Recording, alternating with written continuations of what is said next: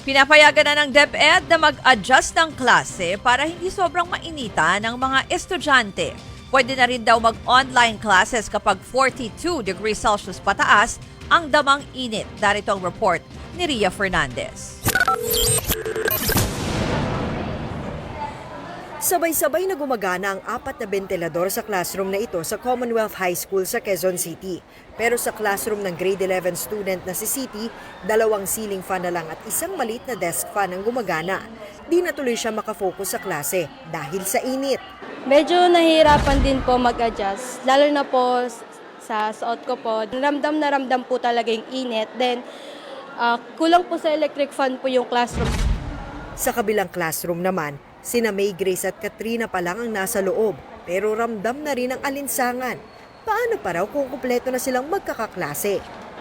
Parang nasusuffocate na po sa sobrang init. Tapos nahihilo, sa sobrang init na rin.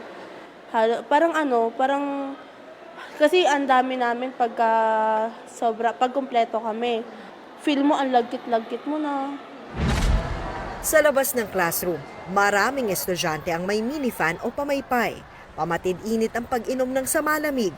Ngayong araw, aabot sa 43 degrees Celsius ang heat index o damang init sa ilang lugar ayon sa Pag-asa.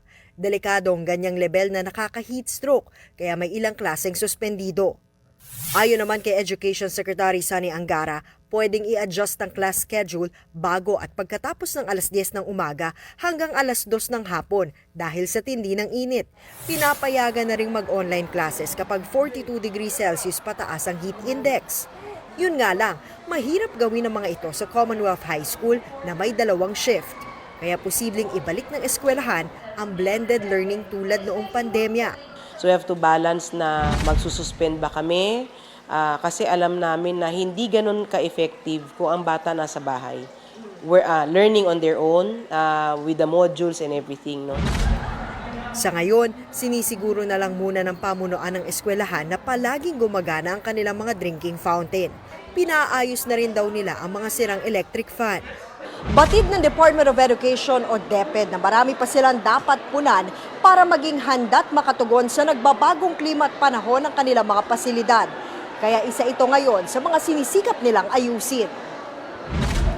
Aminado naman ng DepEd na hindi pa kayang lagyan ng aircon ang lahat ng eskwelahan. Tinitingnan po natin ngayon na baka naman pwede na kung hindi man natin mapalagyan ng mga air condition ang ating mga classroom, ay at least makapaglagay ng mga ventilador. Nagbabalita mula sa Frontline, Ria Fernandez, News 5.